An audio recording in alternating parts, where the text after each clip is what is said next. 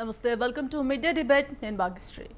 బీసీలకు 42% రిజర్వేషన్ల అమలుపై రేవంత్ రెడ్డి తెగ హైరాణ పడుతున్నారు. ఈ రిజర్వేషన్ల అంశంపై రకరకాలుగా ఆలోచిస్తున్నారు. ఇప్పటికే రిజర్వేషన్ల అంశంపై అసెంబ్లీలో తీర్మానం చేసి కేంద్రానికి పంపించారు. మరోవైపు హైకోర్టులో కూడా పెండింగ్లో ఉంది. వారంలోగా రిజర్వేషన్ల అంశం తేల్చకపోతే పంచాయతీరాజ్ శాఖకు ఇబ్బందులు వస్తాయి. ఈ నేపథ్యంలో రేపు జరిగే కేబినెట్ భేటీలో రిజర్వేషన్లపై ఏదో ఒక నిర్ణయం తీసుకోవాల్సిన పరిస్థితి ఏర్పడింది. రిజర్వేషన్ల సమస్య నుంచి గట్టెక్కాలంటే జీవో జారీ చేయడమే ఏకైక మార్గమని తెలుస్తోంది. మరి ప్రస్తుతం అమల్లో ఉన్న బీసీల రిజర్వేషన్ల ఉత్తర్వులను సవరించి వాటిని 42%కి పెంచి కొత్తగా ఉత్తర్వులు ఇవ్వాలి. అయితే రేపటి కేబినెట్లో రేవంత్ రెడ్డి ఏ నిర్ణయం తీసుకోనున్నారు? జీవో జారీ వైపు మొగ్గు చూపే ఉత్కంఠకు తెరదించుతారా, లేక ఇంకేమైనా మార్గం ఉందా? ఇదే ఇవాల్టి mid day debate.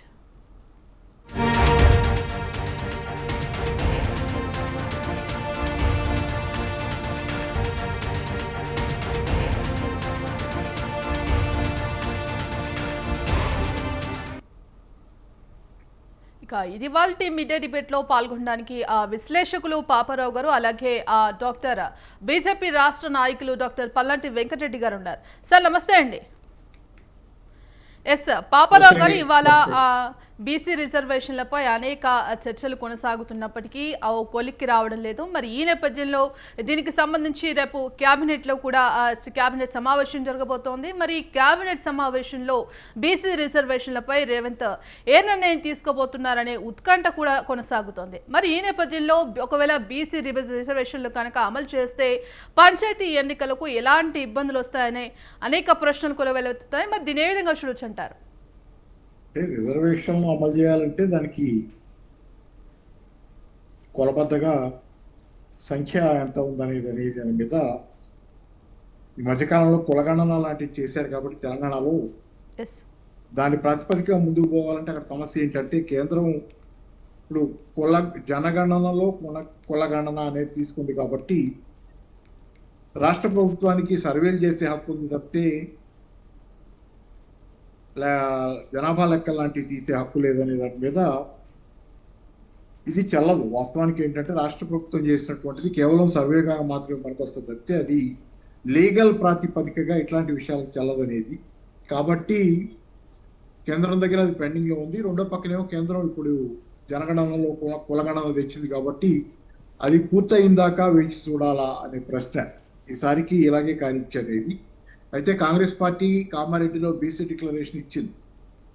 BC declaration ప్రకారం 42% స్థానాలు బీసీలకు రిజర్వ్ చేస్తామని చెప్పింది. కాబట్టి దాని విషయంలో కోర్టు కూడా ఈ మధ్యకాలంలో జోక్యం చేసుకొని హుకుం జారీ చేసింది. కాబట్టి వీటన్నిటి మధ్యలో ఏంటంటే ఈరోజు కాంగ్రెస్ పార్టీ పరిస్థితి కొంచెం కష్టమే. అయితే ఈ మధ్యకాలంలో వచ్చిన వార్తల ప్రకారం కాంగ్రెస్ పార్టీ వరకు తన వరకు 42% రిజర్వేషన్లు ఇన్ఫార్మల్గా అంటే అధికారికంగా చట్టబద్ధంగా కాకుండా తన వరకు 42% సీట్లు స్థానిక సంస్థల ఎన్నికల్లో బీసీలకు ఇస్తానన్నట్లుగా మాట్లాడిన సందర్భం ఉంది. కాబట్టి అలా పోతారా, లేకపోతే ఏదైనా వేరే మార్గాంతరం ఉందా అనేది పెద్ద ప్రశ్న ఇక్కడ. ఎందుకంటే చాలా చిక్కుముడిలాగా ఉంది వ్యవహారం. చిక్కుముడి పడటమే కొంతమంది కావాలనేది కూడా ప్రశ్న ఇక్కడ.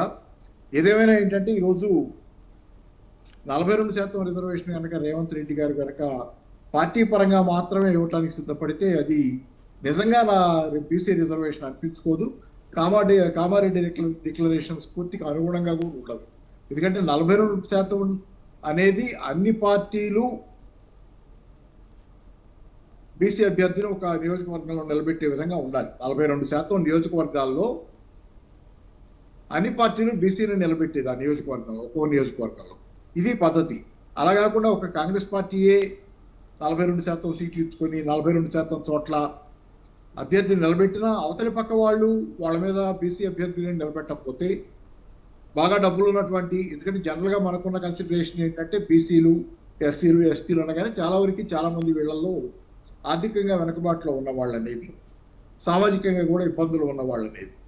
అట్లాంటప్పుడు కనుక ఎదుటిపక్షం కనుక ఆర్థికంగా బలవంతులైన అగ్రకులాల వాళ్ళని కానీ నిలబెట్టి ఆ ప్రాంతంలో స్థానికంగా బలం అంటే కులానికి ఉండే బలం, అగ్రకులానికి ఉండే బలం ఉన్నటువంటి వాళ్ళని నిలబెట్టి పోటీ పడితే కనుక రెండో పార్టీ కాంగ్రెస్ పార్టీ 42% మంది నిలబెట్టినా అది ప్రాథమికంగా గెలుపుకు ఉపయోగపడేది. 42% స్థానాల్లో గెలుచుకు రాగలరా బీసీ అభ్యర్థులు అనే ప్రశ్న ఉంటుంది. కాబట్టి కేవలం కాంగ్రెస్ పార్టీ వరకే తన వరకు తాను ఫాలో అవుతాను కామారెడ్డి డిక్లరేషను, నన్ను తట్టంగా కాకుండా నా వరకు నేను ఇచ్చుకుంటా సీట్లు ఈసారికి 42% అంటే ఇది వినటానికి బాగానే ఉంటుంది, కానీ ప్రాక్టికల్గా దానిలో చాలా లోపాలు ఉంటాయి అన్నది నిజం. కాబట్టి ఆ రకంగా కామారెడ్డి డిక్లరేషన్ ఉల్లంఘించుకున్నట్లు, అలాగే బీసీలకి 42% ఇస్తామన్నది కూడా ఉల్లంఘించుకున్నట్లే అవుతుంది. ఎస్ వెంకటరెడ్డి గారు.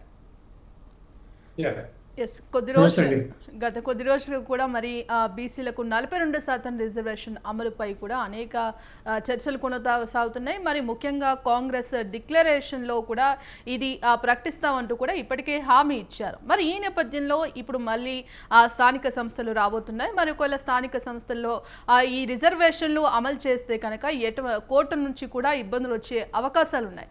మరి మొత్తానికి బీసీ రిజర్వేషన్లు ఉంటుందా ఉండదా అనే దానిపై కూడా అనేక ప్రశ్నలు అయితే వెలువెత్తుతున్న పరిస్థితి కనిపిస్తోంది. మరి ఏమంటారు? ముందుగా అందరికీ నమస్కారం.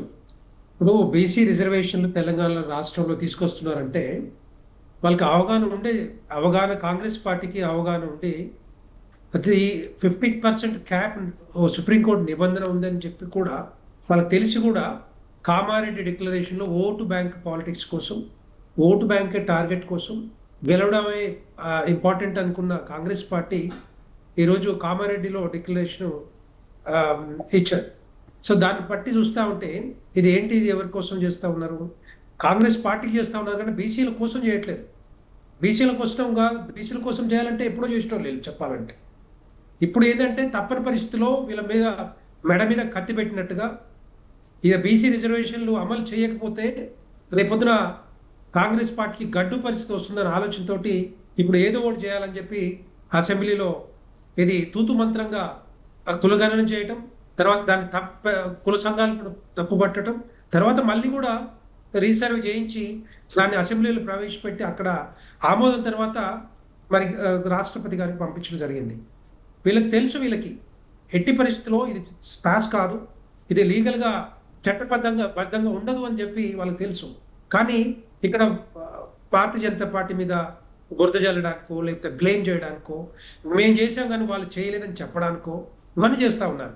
ఇదంతా కూడా ఇప్పుడు ఇక్కడ తెలంగాణ రాష్ట్రంలో పరిస్థితి ఇట్లా ఉంటే మరి కర్ణాటకలో ఏం చేశారు? కర్ణాటకలో ఎప్పుడు చేశారు కదా, వాళ్ళు ఎందుకో అమలు చేయలేకపోయారు? కర్ణాటకలో నిజంగానే వీళ్ళకి చిత్తశుద్ధి ఉంటే ఎప్పుడో చేయాల్సి ఉండే, వాళ్ళు చేయలేకపోయారు. ఎందుకంటే అక్కడ క్యాప్ ఉంది, అక్కడ సుప్రీంకోర్టు క్యాప్ ఉంది. కాన్స్టిట్యూషన్లో అమెండ్మెంట్ జరగాలి, చట్ట సవరణ జరగాలి, పార్లమెంట్లో చర్చించాలి, ఇవన్నీ జరుగుతాయి. ఈ ఊరికనే తూతు మంత్రంగా మేము కామారెడ్డిలో చెప్పంగానే మేము చేసేస్తాం, ఇది కాంగ్రెస్ మేనిఫెస్టోని అమలు చేస్తామంటే అది ఎక్కడ కుదురుతుందో చెప్పండి. అది ఎంత లీగల్ ప్రాసెస్ ఉంటుంది. సో దాన్ని ఇప్పుడు ఏంటంటే వీళ్ళు ఏం చేయలేక రేపొద్దున మేము ఎట్లాగా అది కాదు. ఎందుకంటే భారతీయ జనతా పార్టీ ప్రభుత్వం, ప్రధానమంత్రి నరేంద్ర మోడీ గారు జనగణనతో పాటుగా పాపులేషన్ సెన్సెస్తో పాటుగా కుల గణన కూడా ఇంక్లూడ్ చేశారు, బీసీ సెన్సెస్ కూడా. సో దాంతో పాటుగా ఇది వస్తుంది, అదొక ప్రాపర్ ఛానల్ వస్తుంది. అది ఎక్కడ పడితే అక్కడ ఎట్లా పడితే అట్లా చేయడానికి చేయొచ్చు, సర్వేలు చేసుకోవచ్చు, సర్వే రిపోర్ట్లు పెట్టుకోవచ్చు. అప్పుడు కేసీఆర్ ఇట్లాగే చేసుకున్నాడు, ఇంటింటికి సర్వే చేసిండు, ఎక్కడ పెట్టిండో తెలియదు. సో అదే సర్వేలు పెట్టుకోవచ్చు, ఎస్. కానీ చట్టబద్ధంగా నిలిచే అవకాశాలు లేవు. ఒకవేళ నిజంగానే వీళ్ళకి చిత్తశుద్ధి ఉండి, ప్రేమ ఉంటే, అభిమానం ఉంటే వాళ్ళు 42% వాళ్ళు జీవో రిలీజ్ చేసుకోవచ్చు. అది కోర్టులో ఉంటుందా లేదా అనేది రేపొద్దున కోర్టులో తెలుస్తాయి. రెండవది ఏంటంటే ఇన్ కేస్ వాళ్ళకి నిజంగానే పొలిటికల్గా వాళ్ళకి ఏమైనా రిజర్వేషన్ కల్పించాలనుకుంటే of course they can do that. Congress party can do that, వాళ్ళకి ఇవ్వచ్చు మన ఏ పంచాయతీ రిజర్వేషన్.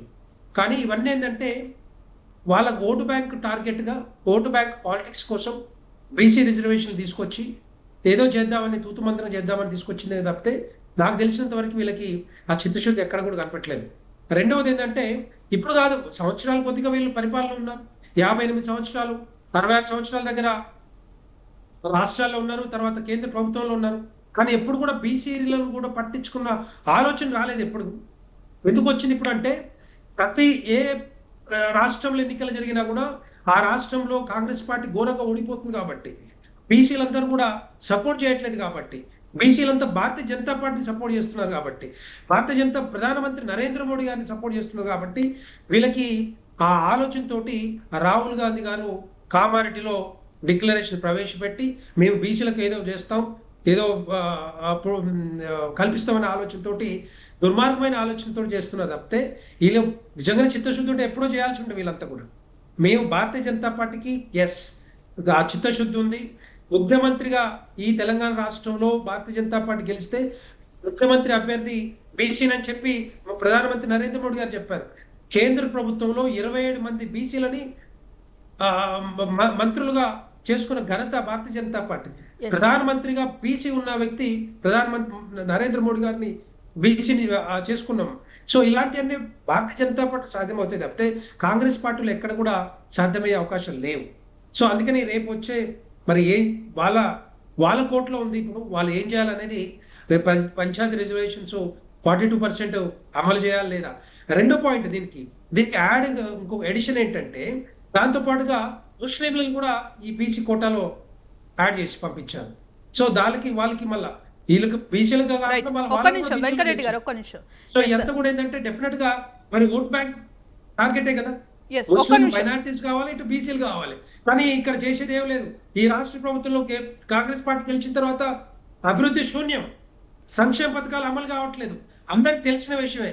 ఏదో ఇప్పుడు మళ్ళీ ముందు తీసుకొచ్చి ఓటు పంచాయతీ బాడీస్ లో గెలవాలన్న ఆలోచన తప్పితే వీళ్ళకి వేరే ఆలోచన ఏం లేదు. ఎస్, ఇక డిబేట్లో జాయిన్ అవడానికి టీపీసీసీ రాష్ట్ర ప్రధాన కార్యదర్శి కత్తి వెంకటస్వామి గారు ఉన్నారు. వెంకటస్వామి గారు నమస్తే అండి. నమస్తే. ఎస్ వెంకటస్వామి గారు, ఇక ఇప్పటికే బీసీలకు 42% రిజర్వేషన్ల అమలుపై చర్చ అయితే కొనసాగుతోంది. మరి మొత్తానికి దీని మీద ఒక క్లారిటీ అయితే రావట్లేదు. మరి రేపు జరిగే కేబినెట్ సమావేశంలో దీనికి తెరపడే అవకాశం ఉందంటారా? ముందుగా ప్యానెల్ ఉన్న మిత్రులందరికీ కూడా పెద్దలకు నమస్కారం. 42% రిజర్వేషన్ ఇవ్వాలనేది మేము మా మేనిఫెస్టోలో పెట్టినాము. మేనిఫెస్టోలో పెడుతున్నప్పుడు పబ్లిక్ యొక్క అవసరాలను బట్టి, ప్రజల యొక్క ఆకాంక్షలను బట్టే ఎవరైనా మేనిఫెస్టోలో పెడతారు. అది మేము కానీ మిగతా పార్టీ కానీ. నేను అట్లా అనుకుంటున్నాను. కానీ వెంకటరెడ్డి గారు చెప్పేది ఏంటంటే అట్లా పెట్టరు, ఓట్ బ్యాంక్ కోసం. ఇక్కడ ఓట్ బ్యాంక్ కోసం ఏమంటే హిందువులంతా కలిసి ఉంటేనే బతుకం, లేకపోతే చచ్చిపోతాం, విడిపోతే చచ్చిపోతాం అని స్లోగన్ ఇచ్చుడు. మరి అది ఏ ఓట్ బ్యాంక్ కోసమా లేకపోతే నిజంగా ప్రజా సంక్షేమం కోసమో ఒకసారి ఆత్మవిమర్శ చేసుకోవాలి. మాకు బీసీల గురించో, ఎస్సీల గురించో, ఎస్టీల గురించో మా చిత్తశుద్ధిని ఈ దేశంలో, ఈ ప్రపంచంలో కాంగ్రెస్ పార్టీని ఎవ్వరు క్వశ్చన్ చేయలేరు. మేము కదా ఈ దేశంలో రిజర్వేషన్ తెచ్చింది, మేము కదా పరిపాలన తెచ్చింది. పరిపాలన రిజర్వేషన్ ఎస్సీ ఎస్టీలకు, తర్వాత ఓబీసీ పేరుతోటి 27% రిజర్వేషన్ తెచ్చింది మేము కదా. మీరు తేలే కదా, భారతీయ జనతా పార్టీ తేలేదు. భారతీయ జనతా పార్టీకి సంబంధించిన వాళ్ళు మండల్ కమిషన్ టైంలో ఇక్కడే మన దగ్గర నిర్మాణ పరిషత్ పేరుతోటి వ్యతిరేకంగా కొట్లాడినటువంటి మహానుభావులందరూ ఇలా పెద్ద పెద్ద పదవులలో ఉన్నారు. వాళ్ళందరూ ఎవరెవరు ఎక్కడ కొట్లాడినో ఉస్మానియా యూనివర్సిటీలో నేను వస్తే నేను కూడా ఏబీపీలో ఉన్నప్పుడు ఏబీపీ మీటింగ్ లో తీర్మానం చేస్తారు 40% అని. బయటికి పోయి ఇదే ఏబీపీకి సంబంధించినటువంటి ఆధిపత్య కులాలకు సంబంధించిన అందరూ ఉస్మానియా యూనివర్సిటీ ముందట నవసంగ్రామ పరిషత్ పేరుతోటి చిత్తశుద్ధి మాకుంది, మీకు లేదు. ప్రధానమంత్రి ఒక్కడు ఉన్నా ఆయన చేయగలిగింది ఏం లేదు. ఆయన బీసీలకు నిజంగానే చేయగలిగితే ఇవాళ మేమైతే తూతు మంత్రమా, తాత మంత్రమా, ఏ మంత్రమో మేము చాలా సైంటిఫిక్ గా ఇక్కడ మేము గణన చేసినాం. ఆ గణన ప్రకారము మేము ఒక రిపోర్ట్ ఇచ్చినాం. ఆ రిపోర్ట్ అసెంబ్లీలో తీర్మానం చేసినాం. ఈ తీర్మానానికి, ఈ తూతు మంత్రానికి ఇదే భారతీయ జనతా పార్టీకి సంబంధించినటువంటి 8 మంది ఎమ్మెల్యేలు కూడా మేము సమర్థిస్తున్నామని చెప్పినారు. టిఆర్ఎస్ వాళ్ళు సమర్థిస్తున్నాం అన్నారు. ఏకగ్రీవ తీర్మానం, తెలంగాణ అసెంబ్లీ యొక్క ఏకగ్రీవ తీర్మానంతో బీసీలకు 42% రిజర్వేషన్ కల్పించడం కోసము ఏవైతే కేంద్ర ప్రభుత్వం నుంచి రావాల్సినటువంటి ఏదైతే తాకీదు ఉందో దానికోసం మేము పంపించినాం. మరి బీసీల బిడ్డ అని చెప్పుకుంటున్నటువంటి మన నరేంద్ర మోడీ గారు, మన ప్రధానమంత్రి గారు నిజంగానే బీసీ బిడ్డ ఏది ఉంటే మిగతా కర్ణాటక వాడు చేసిండా, లేదా కేరళ వాడు చేసిండా, లేదా లేకపోతే ఇది బీహార్ వాళ్ళు చేసిందా, లేదా ఇది సమస్య కాదు. మేము చేసి పంపినాం కదా. సో ఇక్కడి నుంచి మన అసెంబ్లీ, ఇది మన అసెంబ్లీ, తెలంగాణ ప్రజల మొత్తాన్ని అసెంబ్లీ ఏకగ్రీవ తీర్మానం, కాంగ్రెస్ పార్టీ తీర్మానం కాదు, కేంద్రానికి పోయినటువంటి ఏదైతే తీర్మానం ఉన్నదో బిల్ ద్వారా చేసి పంపినటువంటిది ఏకగ్రీవ తీర్మానం ఆఫ్ ద తెలంగాణ స్టేట్. ప్రజల ఆకాంక్ష, తెలంగాణలో ఉన్నటువంటి 119 మంది ఎమ్మెల్యేల యొక్క అభిష్టం మేరకు ఏకగ్రీవ తీర్మానం పోతే, మరి ఈ తెలంగాణ అసెంబ్లీ యొక్క తీర్మానాన్ని గౌరవించడమో, లేకపోతే ఆదరించడమో, లేకపోతే దాన్ని వెన్నుదాన్ని నిలబడమో బాధ్యత కేంద్ర ప్రభుత్వం అవుతుందా కాదా ఒకసారి నేను ఆత్మవిమర్శ చేసుకోమని నరేంద్ర మోడీ నుంచి వెంకటరెడ్డి గారి దాకా అందరినీ నేను అప్పీల్ చేస్తున్నాను. ఒకటి.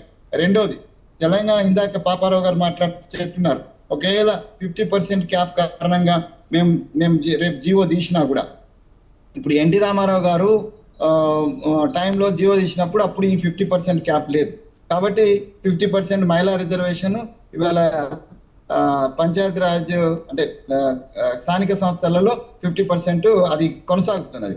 సో అట్లా బీసీలకు కూడా కొంత కొనసాగుతుంది. బీసీల రిజర్వేషన్ వచ్చేసరికి ఎస్సీల రిజర్వేషన్ నడుస్తుంది, ఎస్టీల రిజర్వేషన్ నడుస్తుంది. బీసీల రిజర్వేషన్ వచ్చేసరికి ఈ ఆధిపత్య కులాలని ఎందుకు ఎగిరిపడుతున్నాయి నాకు అర్థం కాలేదు. ఆధిపత్య కులాలు ఇక్కడి నుంచి కాదు, కోర్టులలో కూడా ఆధిపత్య కులాల యొక్క ఆధిపత్యమే, అక్కడ కూడా వాళ్ళ దుందుకుతనమే. అక్కడ కూడా ఇప్పుడు 50 మీరు జనగణన చేయండి, మీరు సైంటిఫిక్గా చేయండి, అధికారికంగా చేయండి, చేస్తే పాపారావు గారు సార్ తెలుసు, చేస్తే మేము క్యాప్ తీసేస్తామంటారు. మేము క్యాప్ తీసేసుకొని అదంతా తీయమని పోతే బీహార్ వాళ్ళకి ఏం చేసిండ్రు, అసలు మీకు జనగణన చేసేటువంటి హక్కు లేదు.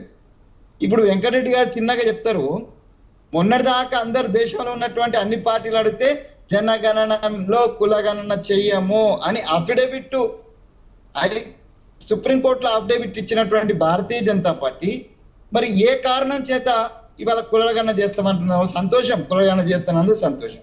అంటే ఆయన వచ్చి పెట్టేదాకానే అట్లనే మేము ఎండు కడుపుతోటే ఉండాలా? అంటే భారతీయ జనతా పార్టీ చేస్తే తప్ప ఇంకోటి చేయకూడదా? ఈ రాష్ట్రంలో, ఈ దేశంలో ఫెడరల్ సిస్టంలో ఒక రాష్ట్రానికి ఆ హక్కు లేదా? మరి ఆ హక్కుగా అప్పీల్ చేసే హక్కు లేదా? మేము అప్పీల్ చేసినాము, చిత్తశుద్ధి ఎవరికి ఉందో ఇప్పుడు నిరూపించబడుతుంది. ఒకవేళ నిజంగానే చిత్తశుద్ధి ఉంటే ఇమ్మీడియట్ గా పార్లమెంట్ ద్వారా ఏదైతే చట్టం చేయాలనో అది చేసి 9th షెడ్యూల్ చేసి తెలంగాణకి ఇవ్వండి, తెలంగాణతో పాటు వివిధ రాష్ట్రాలకి అవకాశం ఇవ్వండి, 50% క్యాప్ తీసేయండి, అందరికీ అవకాశం ఇవ్వండి, 9th షెడ్యూల్లో చేర్చండి. అప్పుడు మీరు బీసీల పట్ల చిత్తశుద్ధి ఉన్నట్టుగా అవుతుంది. లేకపోతే మీరు ఇది కాకమ్మ కబుర్లు చెప్పినట్టే అవుతుంది.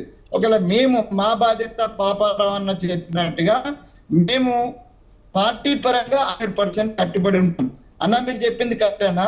మేము ఒకవేళ బీసీని పెట్టినా ఈ భారతీయ జనతా పార్టీ వాళ్ళు, లేకపోతే టీఆర్ఎస్ వాళ్ళు, లేకపోతే ఇంకోలో మా మీద ఆధిపత్య కులాలకు సంబంధించిన వాళ్ళని పెట్టుండొచ్చు. నేను ఈ రాష్ట్రంలో ఉన్నటువంటి బీసీ సమాజానికి నేను అప్పీల్ చేస్తున్నా, ఎక్కడెక్కడైతే బీసీలు నిలబడుతున్నారో బీసీలతో పాటు ఎస్సీ నిలబడతారు, ఎస్టీలు వాళ్ళకైతే రిజర్వేషన్ ఉన్నది. ఒక 22% వరకు అయితే బీసీలకు కూడా రిజర్వేషన్ ఉన్నది. అపార్ట్ ఫ్రమ్ ఇంకో 20% మేము ఇవ్వాలనుకుంటున్నాం.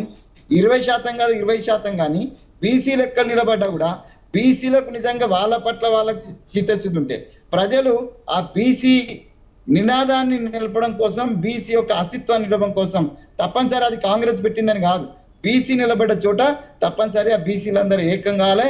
ధనబలాన్ని తొక్కేసి జనబలంతో బీసీలను గెలిపించాల్సినటువంటి బాధ్యత ప్రజల మీద ఉంటుంది. ఆ ప్రజల వరకు తీసుకుపోవాల్సిన బాధ్యత మా మీద ఉంటుంది. మేము తప్పనిసరిగా జీవో తీసుకొస్తాం, ఎగ్జిక్యూటివ్ ఆర్డర్ తీసుకొస్తాం.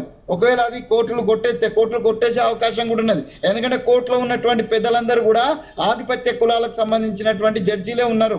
నేను ఒక ఎన్రోల్డ్ అడ్వకేట్ ను, నేను ప్రాక్టీసింగ్ అడ్వకేట్, నేను ఆరోపణ చేస్తున్నా నాకు రాజ్యాంగానికి విరుద్ధంగా కూడా. అంటే ఈడబ్ల్యూఎస్ వస్తేనేమో దానికి 50% క్యాప్ అడ్డు రాదు, కానీ బీసీల రిజర్వేషన్ వస్తే మాత్రము 50% క్యాప్ అడ్డం వస్తుంది. కాబట్టి నేను పెద్దలందరికీ అప్పీల్ చేస్తున్నా, మేము మా పక్షాన, కాంగ్రెస్ పక్షాన రేపు కేబినెట్ లో తీర్మానం చేస్తారు. ఒకవేళ అది కోర్టులో నిలబడని పరిస్థితి ఉన్నట్టు ఉంటే మేము పార్టీ పరంగా 42% తప్పనిసరిగా ముందుకు వెళ్తాం. అది ఇక రాజకీయంగా ఎట్లా ఎదుర్కొంటామో, రాజకీయంగా గెలవగలుగుతామా లేదా అనేటువంటిది అది ప్రజల మధ్యకు పోయినప్పుడు తెలుస్తుంది. పాపారావు గారు అన్నట్టుగా మాకు వ్యతిరేకంగా బీసీలే ఉంటే బీసీ మధ్యన ఉంటుంది, మాకు వ్యతిరేకంగా మేము ఇచ్చిన కాడ బీసీ కాకుండా ఓసీ ఉన్నా లేకపోతే ఎస్సీ ఉన్నా కూడా అది డిఫరెంట్ గా ఉంటది. బట్ బీసీని గెలిపించుకునే బాధ్యత ప్రజలకు మాకు ఇద్దరికి ఉంటది అని నేను అనుకుంటున్నాను. ఎస్ పాపారావు గారు. ఏం లేదు, నేను అనేది ఏంటంటే ఇప్పుడు నా మధ్యలో అడ్డం వచ్చింది. ఎందుకంటే ఇప్పుడు న్యాయమూర్తులకి ఏ ఫీలింగ్ ఉంది ఏంటనేది మనం మనసులు విప్పి చెప్పలేము. లోపలే ఉందనేది మనం బయటికి ఇప్పుడు ఏంటంటే ఉన్న వ్యవస్థల్లో కాస్త పనిచేస్తున్న వ్యవస్థ న్యాయ వ్యవస్థ, దాన్ని కూడా మనం ఇంకా కించపరుచుకునేది అవసరం లేదనేది నా ఉద్దేశం. దానిలో లోపాలు ఉంటే ఉండొచ్చు, కానీ బట్ పనిచేస్తున్నటువంటి బలమైన వ్యవస్థ అదే. అది లేకపోతే దేశంలో ఏమాత్రం పరిస్థితి కూడా ఉండదనేది నా ఉద్దేశం. కాబట్టి దాని గురించి డెరగటరీ కామెంట్స్ తొందరపడి అనవసరం, దానికి కూడా గౌరవాన్ని పోగొట్టడం అవసరం. లోపాలు లేవని ఎవరు అంటారు. సరే, రెండోది ఏంటంటే ఇక్కడ మిత్రులు అనేది వెంకటస్వామి గారు state general secretary number ID ఉందా సార్? 12 నెంబర్ ఉంటుంది, 12 నెంబర్ ఉంటుంది జనరల్ సెక్రటరీ. 42% రిజర్వేషన్ మేము ఇస్తామంటున్నారు. అంటే వీళ్ళు కొన్ని ఏ స్థానాల్లో ఇస్తారు? 42% స్థానాల్లో నుంచోబెడతారు వీళ్ళు. 42 అంటే ఆ స్థానాలు ఈ చట్టబద్ధంగా నిర్ణయించబడ్డాయి కాదు, వీళ్ళు ఎంచుకున్న స్థానాలు. వీళ్ళు ఎంచుకున్న స్థానాల్లో కాంగ్రెస్ పార్టీ తాను అనుకున్న స్థానాల్లో నుంచోబెడుతుంది. రెండో వాళ్ళు అదే స్థానాల్లో అలాగే నుంచోబెట్టాలంటే వీళ్ళు డిక్టేట్ చేస్తారు వాళ్ళకి. అది చట్టబద్ధంగా ఆ ఏర్పాటు జరిగినప్పుడు 42% స్థానాలు చట్టబద్ధంగా నిర్ణయించబడ్డప్పుడు అందరూ ఆటోమేటిక్గా నుంచోబెడతారు ఆ క్యాండిడేట్ని, తప్పదు అది. అలా కాకుండా వీళ్ళు నుంచోబెట్టారు కాబట్టి రెండో వాళ్ళు నుంచోబెట్టారు, వీళ్ళు they are trying to dictate without any చట్టబద్ధమైనటువంటి ప్రాతిపదిక లేకుండా కాంగ్రెస్ పార్టీ నుంచోబెట్టింది కాబట్టి మేము గొప్పవాళ్ళం మీరంతా కాదా అని చెప్పి ప్రశ్నించినట్టుగా, అంటే ఉంటే దుప్పొకడలు పోవటం అది. అంటే పైగా మమ్మల్ని గెలిపించబడి మిమ్మల్ని ఎలా గెలిపించడం అంటే కేవలం బీసీ రాజకీయం, అక్కడ బీసీలు రాజకీయం రెండు కలిసిన భాగం అది. మీ రాజకీయం కూడా నచ్చాలి, మీ నుంచోబెట్టిన క్యాండిడేట్తో పాటు మీ రాజకీయం కూడా నచ్చాలి. మీ పార్టీ తరఫున నుంచున్న బీసీకి ఓటేయాలంటే మీ రాజకీయం నచ్చితే ఆ బీసీకి ఓటేస్తారు. నచ్చినప్పుడు మీ రాజకీయం, నా ఉద్దేశంలో మీ రాజకీయంలో చాలా బలహీనతలు ఈరోజు రాష్ట్రంలో ఉన్నాయి. మీ రాజకీయంలో ఉన్నటువంటి పరిస్థితి ఏంటంటే, కాంగ్రెస్ పార్టీ పరిస్థితి ఏంటంటే జనాల్లో అది ఈరోజు చాలా దెబ్బతిని ఉంది, బదనామై ఉంది. 42% మేము బీసీలు నుంచోబెట్టాం కాబట్టి బీసీలు అందరూ ఓటేసి గెలిపించడంటే మీరు చేస్తున్నటువంటి పనులు బీసీలకు ఏమాత్రం అనుకూలంగా ఉన్నాయి. తెలంగాణ రాష్ట్రంలో బీసీ రైతులు కానీ, బీసీ యువకులు కానీ, బీసీ మహిళలు కానీ, లేకపోతే బీసీ ఏ వర్గానికి చెందిన వాళ్ళైనా సరే మిగతా జనంతో పాటు వాళ్ళు ఎంత బాగున్నారు ఇవన్నీ చూసుకోరా ఎవరు? నేను వాళ్ళకి తెలుసు జనానికి. మీరు నుంచోబెట్టినంత మాత్రం 42% బీసీలు నుంచోబెట్టి ఇంకేమి చేయకుండానే బీసీలు నుంచోబెట్టాం కాబట్టి మేము గెలుచుకురావాలి, మాకు ఓటేయండి అని చెప్పేది సరైనది కాదు, జనానికి కూడా అర్థమవుతుంది నీతి. అందుకని ఏంటంటే ఇది సాధ్యమయ్యేది కాదు. ప్రాక్టికల్గా there are many problems in this. కాబట్టి ఏంటంటే మీరు ముందుగానే మేల్కొని ఉండాల్సింది ఇట్లాంటి విషయాల్లో. చివరి విషయం దాకా దీని అంతా వాయిదా వేసి అది చేసి ఆఖరికి ఇక్కడికి వచ్చిన తర్వాత కేంద్రం మీ గురించి ఏం ప్రకటించలేదు కదా. నేనేం కేంద్రాన్ని సమర్థించడానికి కాదు, కేంద్రం జనగణన ప్రకటించింది. కేవలం తెలంగాణ రాష్ట్రంలో బీసీలకు రిజర్వేషన్లు ఇస్తారు అడ్డం పోదాం అని చెప్పి ఏం రాలేదు కదా. వాళ్ళు మామూలుగా జనగణన కులగణన ఎప్పటి నుంచి అడుగుతున్నారు కాబట్టి జనగణనలో కులగణన అన్నారు. వాళ్ళ చిత్తశుద్ధి తర్వాత విషయం. కాబట్టి మీరు జాగ్రత్త పడాల్సిన విషయంలో కేంద్రం అడ్డం వచ్చిందని మాట్లాడుకుంటా ఉంటాం. మీరు దీని గురించి ముందు నుంచే చర్యలు తీసుకుని ఉండాల్సింది. కోర్టు కూడా చాలాసార్లు చాలా రకాలుగా మీకు చెప్పింది. వెంకటరెడ్డి గారు చెప్పండి.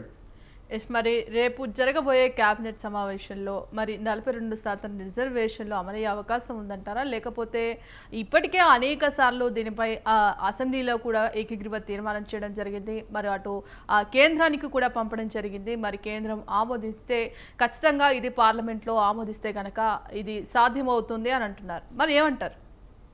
వెంకటస్వామి గారు వాళ్ళ మాటల్లో చెప్పకనే చెప్పారు, మేము రిజర్వేషన్లు తీసుకొస్తున్నాం ఓటు బ్యాంక్ కోసం మమ్మల్ని గెలిపించండి అని చెప్పుకుంటున్నారు.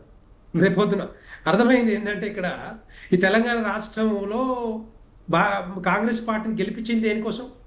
వీళ్ళు ఇచ్చిన హామీలు ఉన్నాయి, రకరకాల హామీలు, రకరకాల వాగ్దానాలు, ఇవన్నీ నిలబెట్టుకోవడానికి చేసే ప్రయత్నం కాకుండా పక్కన బీసీ రిజర్వేషన్లు ఇప్పుడు తీసుకొచ్చి వాళ్ళు కొత్త పాట పాడుతున్నారు. ఏంటి అంటే రేపొద్దున ఏ ఎన్నికలు వస్తున్నాయి, పంచాయతీ పార్టీ ఎన్నికలు వస్తున్నాయి, వాళ్ళు ఎట్టి పరిస్థితుల్లో ఊర్లోకి పోయే రాని ఇచ్చే పరిస్థితి కనపడతలేదు, వాళ్ళకి ఓటేసే పరిస్థితి కనపడట్లేదు.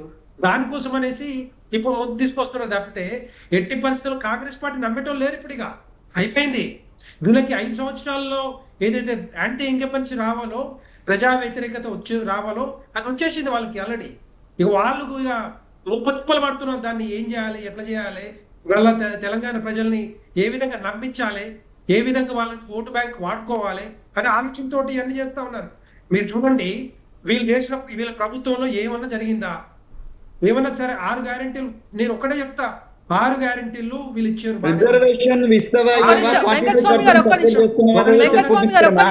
ఇప్పుడు జరిగేది చర్చ ఇది.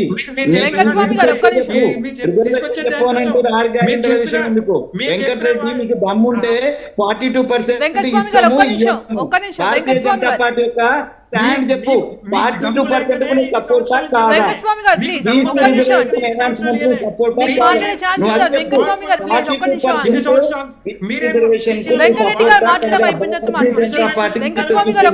బీసీల పట్ల ప్రేమ ఉందా? బీసీలకు మీరు సపోర్ట్ చేస్తున్నారా? బీసీ రిజర్వేషన్ కావాలా వద్దా?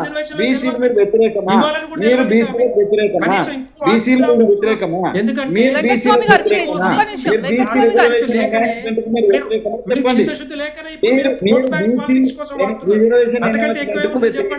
తెలంగాణ ప్రజలు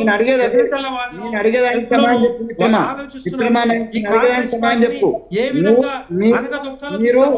విధంగా తెలుసు.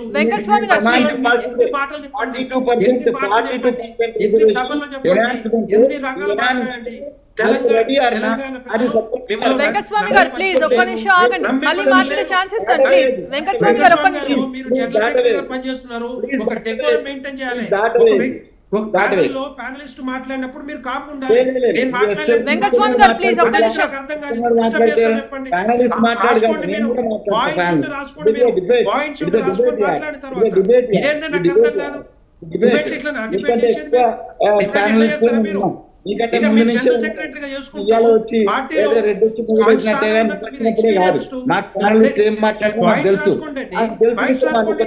ఎందుకు మాట్లాడతారు మధ్యలో? లేదా మీకు రాదా? వెంకటస్వామి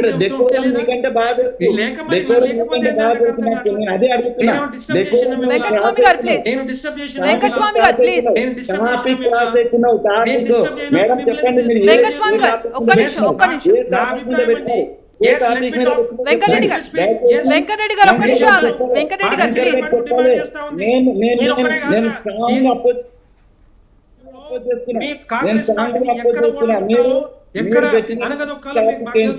మీరు మాట్లాడుతున్నది వెంకటరెడ్డి గారు మీరు భయపడతాం. నేను ఏమంటున్నా అంటే మీరు నేను మాట్లాడేటప్పుడు మీరు ఎందుకు డిస్టర్బ్ చేస్తారు చెప్పండి, నాకు అర్థం కావట్లా.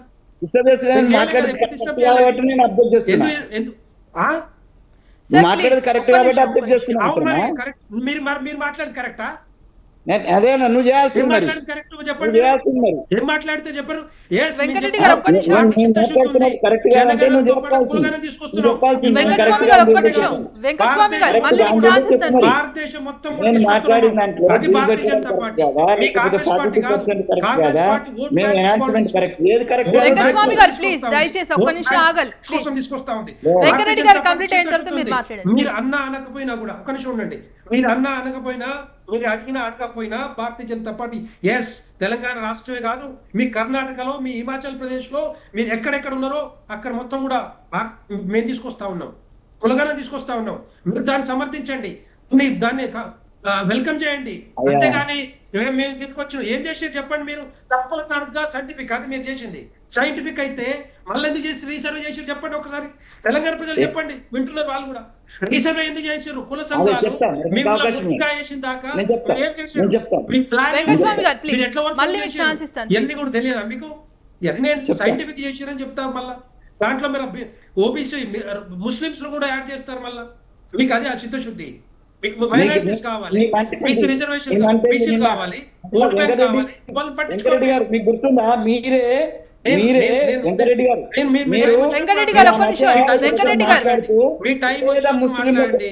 మీ టైం వచ్చినప్పుడు మాట్లాడండి, మీ టైం వచ్చినప్పుడు మాట్లాడండి. వెంకటరెడ్డి గారు ఒక్క నిమిషం వెంకటరెడ్డి గారు. నేనేమంటున్నా భాగ్యశ్రీ గారు, ఎస్ నేనేమంటున్నా అంటే మాకు డెఫినెట్ గా భారతీయ జనతా పార్టీకి ఉంది కాబట్టి ప్రధానమంత్రి నరేంద్ర మోడీ గారు అనౌన్స్ చేశారు ఆల్రెడీ. మీరు అడగడం కాదు, రాహుల్ గాంధీ చెప్పడమో మీ లేకపోతే కాంగ్రెస్ పార్టీ చెప్పడం కాదు. తెలంగాణ రాష్ట్రమే కాదు, అది వస్తుంది, రిపోర్ట్ వస్తుంది చూడండి. అది మాకు చిత్తశుద్ధి ఉంది. మీకంటే ముందరనే బీసీని ముఖ్యమంత్రి చేస్తామని అనౌన్స్ చేసింది మేమే, అది మేము చేయలే. అదే ఒకవేళ మీకు నిజంగానే చిత్తశుద్ధి ఉంటే ఇప్పుడున్న మంత్రివర్గంలో బీసీలకు ఇవన్నీ చూస్తా. వెంకటరెడ్డి గారు ఆగండి ఒక్క నిమిషం, మళ్ళీ మీకు ఛాన్స్ ఇస్తాను. మీకు ఆ ధైర్యం కూడా లేదు. వెంకటరెడ్డి గారు వెంకటరెడ్డి గారు ఒక్క నిమిషం. వెంకటస్వామి గారు వెంకటరెడ్డి గారు ఒక్క నిమిషం, మళ్ళీ మీకు ఛాన్స్ ఇస్తాను. ఒక్క నిమిషం వెంకటరెడ్డి గారు. ఎస్ వెంకటస్వామి గారు. అమ్మ నేను ఒకటే అడుగుతున్నా, ఇదే వెంకటరెడ్డి గారు ముస్లిం గురించి అంత ఎగిరి పడుతున్నారు. మొన్న ఈయన గారే ఈ టీవీలో మేమిద్దరం కూడా కూర్చున్నాం. అప్పుడు ఆయన పాపం చాలా చాలా దయార్థ హృదయంతో ఈ దేశంలో ఉన్న పేద ముస్లింల కోసమే మేము పార్లమెంట్ లో చట్టం చేస్తున్నాము ఈ వక్స్ బోర్డుల మీద అని చెప్పిండ్రు. అంత దయార్థ హృదయాలు వాళ్ళు. మేము ముస్లిం యాడ్ చేసిన వెంకటరెడ్డి గారు వెంకటస్వామి వెంకటస్వామి గారు మాట్లాడడం అయిపోయిన తర్వాత మీరు మాట్లాడండి, మీకు మళ్ళీ ఛాన్స్ ఇస్తాను ప్లీజ్.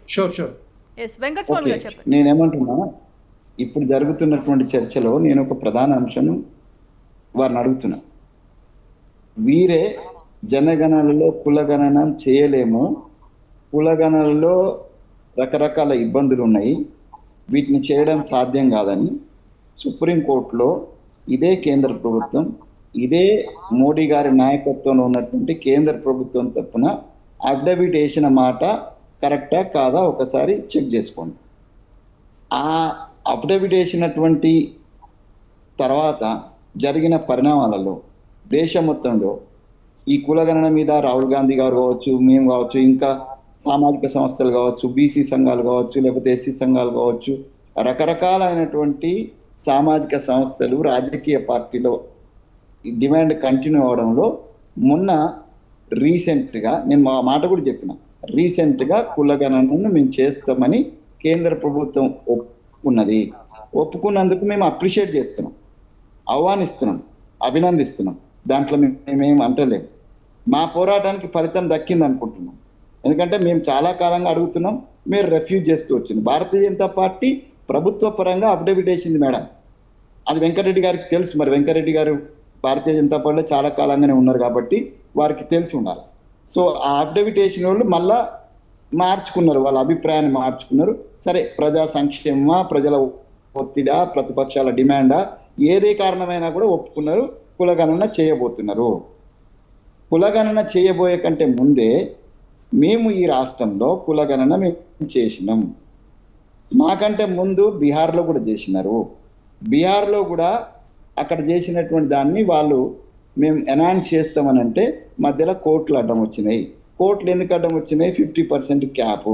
దాని మీద సుప్రీంకోర్టు కాడికి పోతే ఇంకా సుప్రీంకోర్టు ఒక అడుగు ముందేసి అసలు కులగణన మీరు చేయడానికి మీరెవరు, జనగణన మీరు చేయడానికి లేదు అనేటువంటిది మళ్ళీ ప్లేట్ ఫిరాయించింది. అందుకే నేను సుప్రీంకోర్టు పెద్ద న్యాయమూర్తులను నిందించొద్దు అనేటువంటి మాట, పాపారావు గారి మాటను నేను గౌరవిస్తూనే, కానీ ఒక బీసీ బిడ్డగా ఆక్రోశం, బీసీ బిడ్డగా ఇక్కడ జరుగుతున్నటువంటి అన్యాయం, దేశంలో జరుగుతున్నటువంటి కోర్టుల ద్వారా జరుగుతున్న మా వర్గాలకు జరుగుతున్న అన్యాయం దృష్ట్యా నేను ఆ మాట అనాల్సి వచ్చింది. నాకు గౌరవం లేక కాదు. సో ఇప్పుడు నేనేమంటున్నానంటే, భారతీయ జనతా పార్టీ కావచ్చు, ఇంకొకరు కావచ్చు, ఇంకోళ్ళు కావచ్చు, మీరు ఎట్లా కులగణనకు రెడీ అయినారు, కులగణన ఇక్కడ జరిగింది.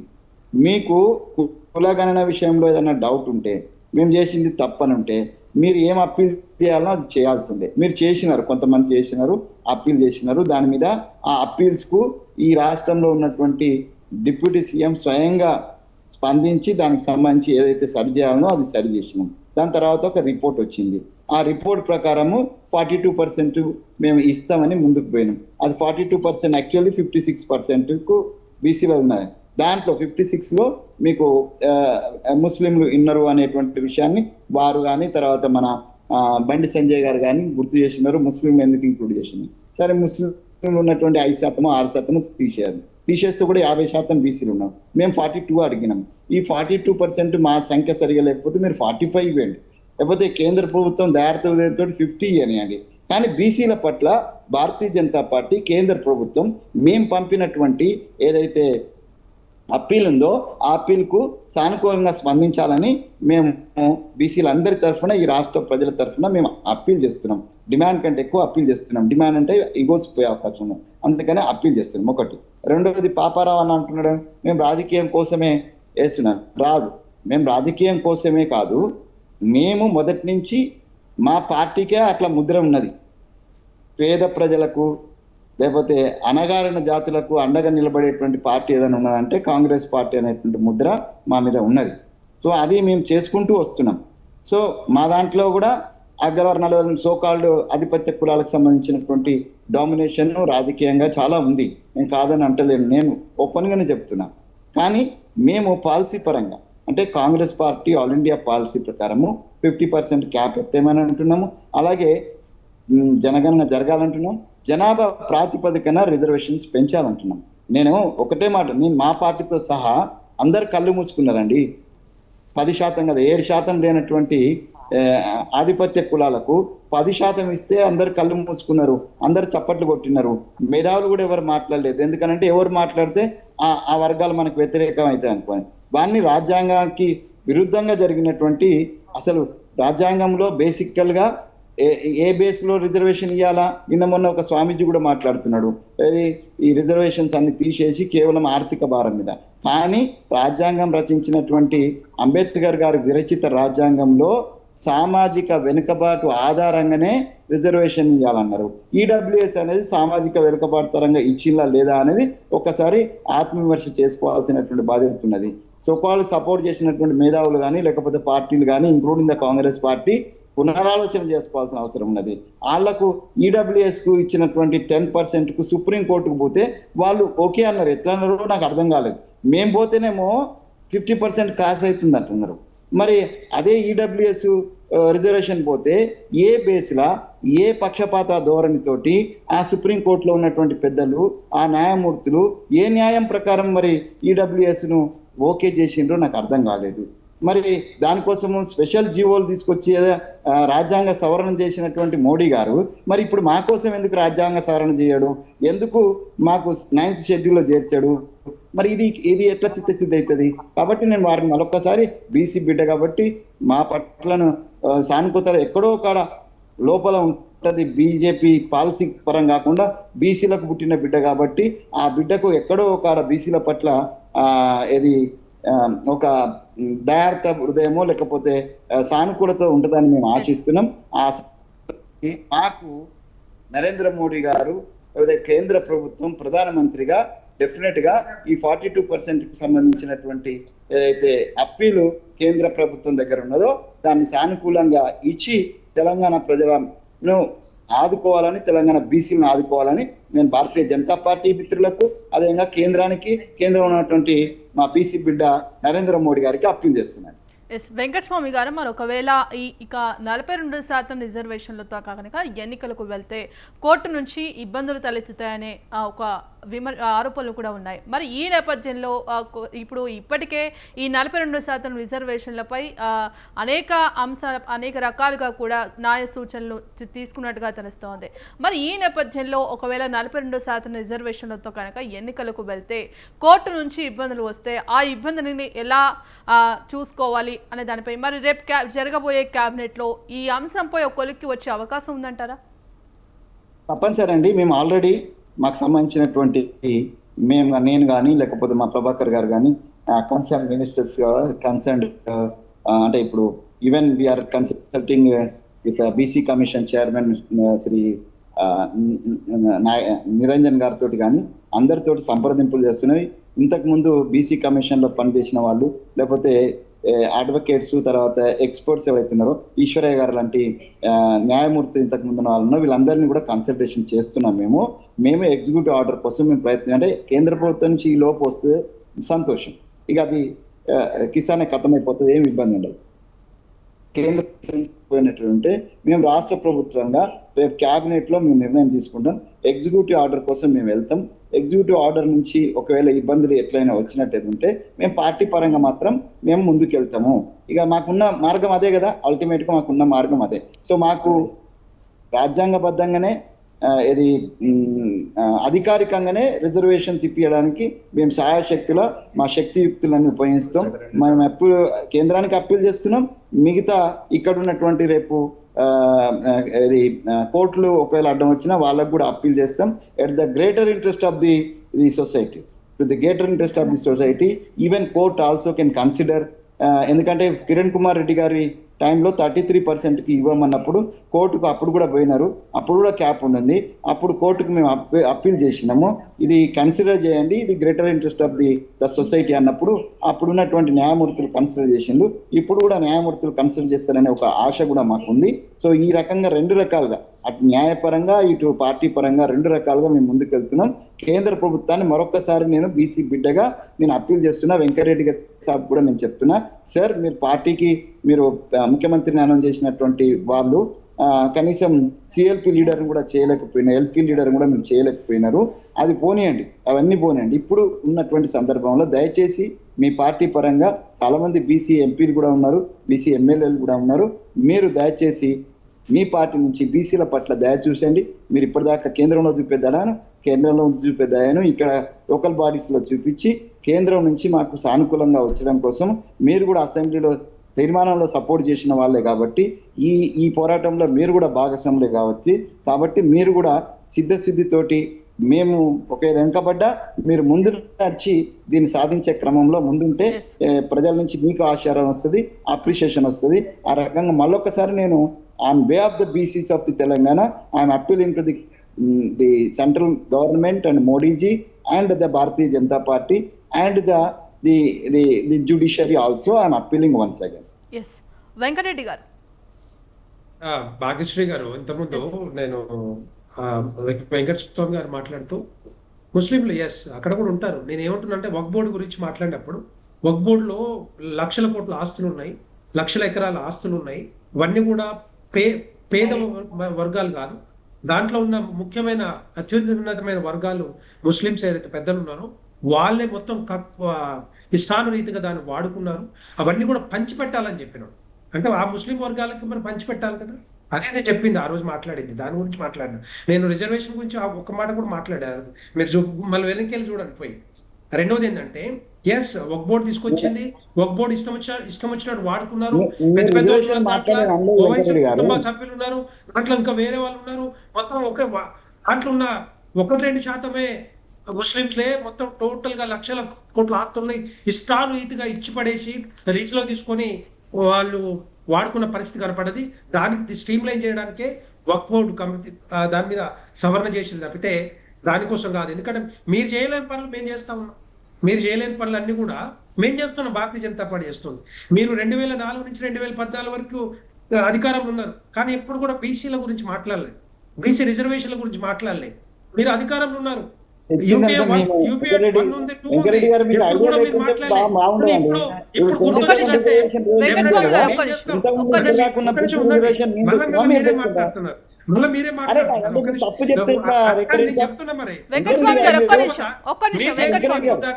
ఇప్పటిదాకా రిజర్వేషన్ మేము తెచ్చినా మీరు తెచ్చినా చెప్పండి. రిజర్వేషన్ ఎట్లా కంటిన్యూ చేస్తూనే ఉన్నాం కదా, తెచ్చినా కూడా మండల్ కమిషన్ మేము కూడా మా ఫైట్ కూడా ఉంది కదా. ఇప్పుడు తెలంగాణ కేసీఆర్ తెచ్చిండు, కాంగ్రెస్ తెచ్చిండు అని చెప్పుకుంటారు. భారతీయ జనతా పార్టీ సుష్మా స్వరాజ్ గారు సంతకం పెట్టలేదా, సపోర్ట్ చేయాలని చెప్పండి. మీరు చెప్పండి, మీరు చెప్పండి పోనీ దాన్ని వచ్చింది.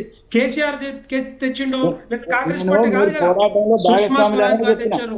బీసీల గురించి కూడా, బీసీ రిజర్వేషన్ల గురించి కూడా సుష్మా స్వరాజ్ గారు మాట్లాడారు, చాలా సందర్భాల్లో మాట్లాడారు.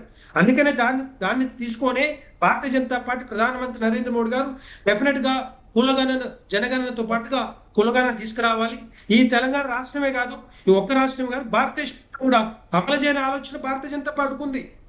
భారతీయ జనతా పార్టీకి ఉంది కాబట్టి రేపొద్దున తీసుకొస్తా ఉన్నాం. ఇది సైంటిఫిక్ గా ఉంటుంది చూడండి, డెఫినెట్ గా సైంటిఫిక్ ఉంటుంది. 42% లేకపోతే 45%, 47%. బీసీలకు ఎంతమంది ఉంటే అంత పర్సెంటేజ్ వచ్చే అవకాశాలు ఉంటాయి, సెక్టర్ సవరణ కూడా చేసే అవకాశాలు ఉంటాయి. తొందర ఎందుకు పడతా ఉన్నారు అంటే మీరు తీసుకొచ్చిన ప్రతిదీ కూడా ఒక లోపభూయిష్టంగా కనబడతా ఉంది. దాన్ని మీరు ముందు తీసుకెళ్ళలేకపోతా ఉన్నారు. ఇప్పుడు లగచర్ల దగ్గర నుంచి, మూసీ దగ్గర నుంచి, తర్వాత హెచ్సి భూముల దగ్గర నుంచి, బీసీ రిజర్వేషన్ దగ్గర నుంచి ఏదైనా కనిపించిన ముందుకు పోతుందో చోటల చెప్పండి. కాళ్ళ కట్టలు మీరు పెట్టే అలవాటు ఒక- మీకు ఉంది అంటే కాబట్టి ఏం చేస్తారు? మీకు ఒక ప్లాన్ లేకుండా ముందుకు పోయి దాని చేతులు కాల్చుకుంటా ఉన్నారు. చేతులు కాల్చే కాక ఆకులు పట్టుకున్నట్టు కనపడతా ఉంది.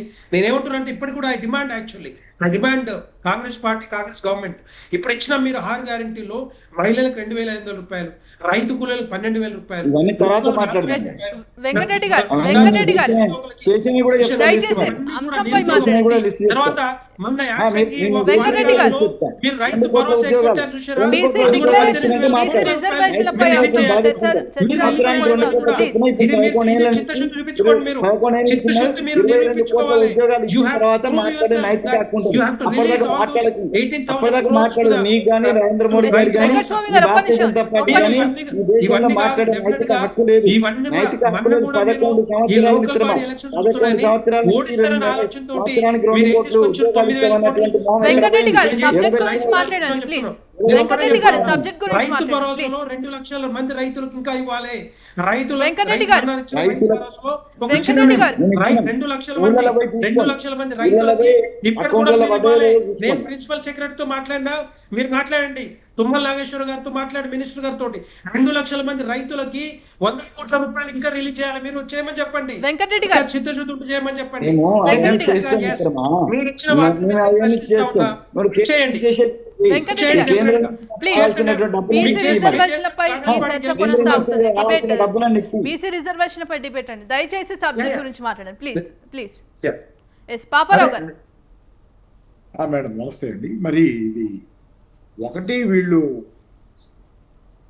కాంగ్రెస్ పార్టీగా నేను పెద్దగా తీవ్రంగా ఆక్షేపించారు, కానీ పార్టీ పరంగా మొత్తంగా రిజర్వేషన్ల విషయం సరే, ఇతర విషయాల్లో ఆరోపణలు చాలా ఉంటాయి, కానీ రేవంత్ రెడ్డి గారి కాంగ్రెస్ అనేది ఇక్కడ తెలంగాణకి ప్రత్యేకమైనటువంటి గుర్తింపు ఉన్నటువంటి పార్టీ కాబట్టి రేవంత్ రెడ్డి గారు పదే మాట్లాడే మాటలు, ఆయన దురహంకార పూరితమైనటువంటి వ్యాఖ్యలు గతంలో ఇవన్నీ చూసిన తర్వాత రేవంత్ రెడ్డి గారికి బీసీల రిజర్వేషన్ల పట్ల చిత్తశుద్ధి గురించింది ఖచ్చితంగా ఎవరికైనా సందేహం ఉంటుంది. దానిలో నిస్సందేహంగా అది నిజం. కాబట్టి రేపు జీవో ఆయన ఇచ్చిన ఈ జీవోకి ఏదో ఒక మోకాలంటే ఎట్నుంచో ఏదో ఒకటి వస్తుంది అనేది లెక్కలు ఉంటాయనేమో అని అనుకుంటున్నాను నేను. కాబట్టి దాన్ని ఆపేది, జీవో ఇస్తారేమో బహుశా ఇస్తే, కానీ ప్రాక్టికల్గా అది అమలు కాదనేది నాకు చాలా సందేహాలు ఉన్నాయి. ప్రాక్టికల్గా దానికి చాలా ఆటంకాలు వస్తాయి, ఏదో ఒక ఇబ్బంది వస్తుంది. దాన్ని అధిగమించకుండా ఆఖరికి పార్టీ పరంగా ఇచ్చామని చెప్పి జనానికి, బీసీ ప్రజలకి కన్నీళ్లు మాత్రమే చూపిస్తారనేది అది వాస్తవంలో బీసీలకు న్యాయం జరగదనేది నేను అనుకుంటున్నా. ఇప్పుడు ఎందుకంటే తాత్కాలికంగా ఆయనకి కేంద్రంలో జనగణనలో కులగణన అదృష్టం కలిసి వచ్చిందో మరి ఏదైనా కానీ ఆయనకి కొంచెం దాట వేయడానికి అవకాశంగా ఆయనకున్న దీనిలో ఆయన పట్ల, ఆయన చిత్తశుద్ధి పట్ల, ఎందుకంటే చాలా విషయాల్లో ఆయన పెద్ద నిజాయితీగా ఉన్నట్లు ఏమి కనపడదు. చాలా విషయాలు ఆయన ఏది దోస్తే అది మాట్లాడి వెళ్ళిపోతారు. ప్రాక్టికల్గా మాత్రం డెలివరీ దగ్గరికి వచ్చేసరికి అది ఏమి కనపడదు. కాబట్టి మనం దీని విషయంలో కూడా ఆయన ఇంతకుముందు మాట్లాడిన అనేక సందర్భాల్లో మాట్లాడినటువంటి 2-3 సందర్భాల్లో బాగా బలంగా కులాల గురించిన ప్రస్తావనలో ఆయన మాట్లాడిన మాటలు, విపరీతమైన మాటలు, కొంచెం దురహంకార పూరితమైన మాటలు ఉన్న సందర్భాలను చూసిన తర్వాత ఆయనకి బీసీలకు రిజర్వేషన్ ఎంతవరకు ఇష్టం ఉంటుంది అనేది నాకైతే డౌటే. కాబట్టి రేపు జీవో ఒకవేళ తెచ్చినా అదేంటంటే గతంలో కూడా తెచ్చేవాళ్ళు కదా, రిజర్వేషన్లు చేసేవాళ్ళు, ఇచ్చేవాళ్ళు, ఏ కోర్టులోనో కొట్టేసేవాళ్ళు. దానికోసమే ఇది ఏర్పాటు ఇటు ఉంటుంది అనేది. అందుకని ఇట్లాంటిది ఐ డౌట్. వెంకటస్వామి గారి అభిష్టం నిజం అవ్వాలని కోరుకుంటా, నాకు కూడా కావాలనే ఉంది. ఇప్పుడు బలమైన సెక్షన్గా బీసీలు వాళ్ళ కాలం వాళ్ళకు వచ్చింది, బీసీల యుగం బీసీల కాలం బీసీలకు వచ్చింది, ఆ టైం వచ్చింది. కాబట్టి అది ప్రాక్టికల్గా వాళ్ళ ఆకాంక్షలు నెరవేరాలని బలంగా కోరుకుంటున్నా.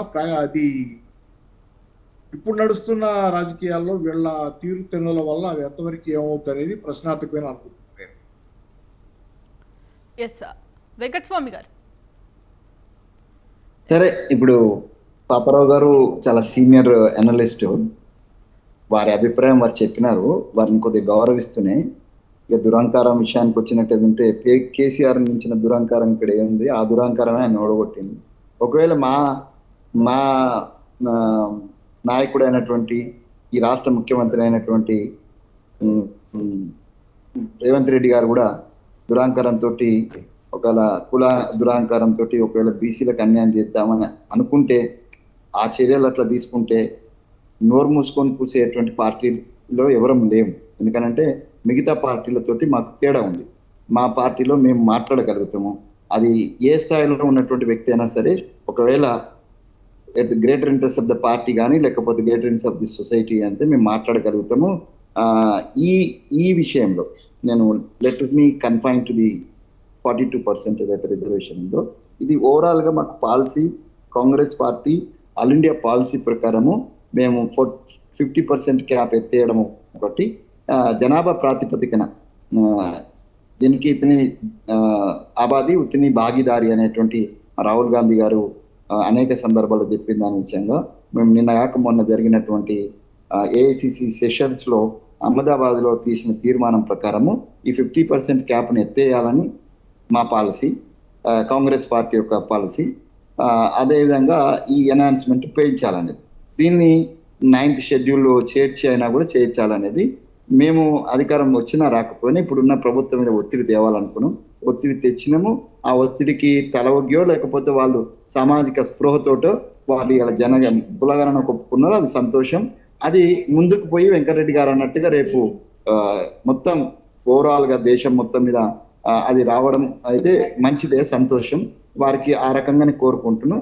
అందరికన్నా ముందు అగ్రెసర్ గా మేము ఉన్నాము. మేము ఇక్కడ కొంత పని చేసినాము. మా పనిని కూడా గుర్తించి దయచేసి మాకు సానుకూలంగా కేంద్ర ప్రభుత్వం అనుకూలమైనటువంటి చర్యలు తీసుకోవాలని కోరుకుంటూ మేము పార్టీ పరంగా చిత్తశుద్ధిగా ఉన్నాము. ఒకవేళ ముఖ్యమంత్రి గారికి చిత్తశుద్ధి లేకుండా మాకు పార్టీ పరంగా ఉంది. డెఫినెట్ గా పార్టీ పరంగా మేము ఆ రకంగా ఒకవేళ అట్లాంటి పరిస్థితి లేదు, ముఖ్యమంత్రి గారే స్వయంగా లీడర్ ఆఫ్ ది హౌస్ గా ఆయన తీర్మానాన్ని ప్రవేశపెట్టిండు, మాట్లాడిండు. అదంతా ముందుకు పోతున్నా కూడా కొంత అనుమానం వారికి వ్యక్తిగతమైన అనుమానం ఉంటే ఉండొచ్చు. సో నేను వ్యక్తిగతమైనటువంటి దాన్ని నేనేం కాంట్రడిక్ట్ చేస్తలేను. వారి అభిప్రాయం వారిది.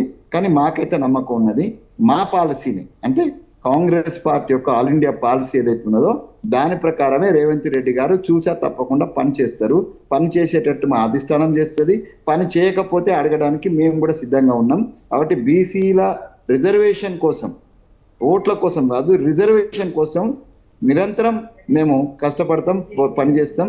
అందరి సహకారం తీసుకుంటాం. అది బీజేపీ కావచ్చు, అనలిస్ట్ కావచ్చు, లేకపోతే కోర్టులు కావచ్చు, అందరికి సహకారంతో ఈ దేశంలో 100 ఏళ్ళ నుంచి తొక్కబడి ఉన్నటువంటి మా వర్గాలకు ఇలా ఉత్థానం కోసం మేము ప్రయత్నం చేస్తున్నాం. మేము కూడా కొద్దిగా చదువుకున్నాం. మేము కూడా మాకు లా తెలిసింది, మాకు చట్టం తెలిసింది, మాకు రాజ్యాంగం తెలిసింది. కాబట్టి అణువున అడుగున మా హక్కుల కోసం పోరాటం ముందుకు సాగుతుంది. పార్టీలో ఉన్నటువంటి ఒకరి సహకరించకున్నా కూడా మేము మా పోరాటాన్ని ఆపము.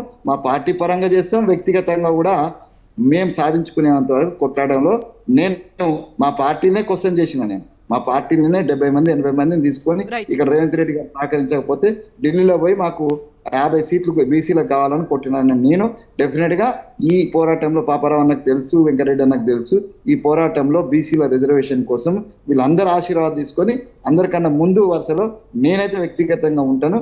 పార్టీ కూడా ఆ రకంగా ఉంటుందని సంపూర్ణ విశ్వాసం నాకు ఉందని. ఎస్, ఇక ఇవాళ డిబేట్లో పాల్గొన్న విశ్లేషకులు పాపారావు గారికి, అలాగే టీపీసీసీ రాష్ట్ర ప్రధాన కార్యదర్శి కత్తి వెంకటస్వామి గారికి, అలాగే బీజేపీ రాష్ట్ర నాయకులు డాక్టర్ పల్నాటి వెంకటరెడ్డి గారికి ధన్యవాదాలండి. ఇక చూశారు కదా, మరి మొత్తానికి బీసీలకు 42% రిజర్వేషన్ల అమలుపై రేవంత్ రెడ్డి తెగ హైరాణ పడుతున్నారు. మరి రేపు జరగబోయే కేబినెట్ సమావేశంలో రేవంత్ రెడ్డి ఏ నిర్ణయం తీసుకుపోతున్నారు? మరి బీసీలకు మద్దతుగా 42% రిజర్వేషన్లు అమలు చేస్తారా, లేకపోతే బీసీల వ్యతిరేకతను మూటగట్టుకుంటారనేది వేచి చూడాల్సి ఉంది. ఇక ఇది వాల్టీ మీడియా డిబేట్. కీప్ వాచింగ్ స్వతంత్ర.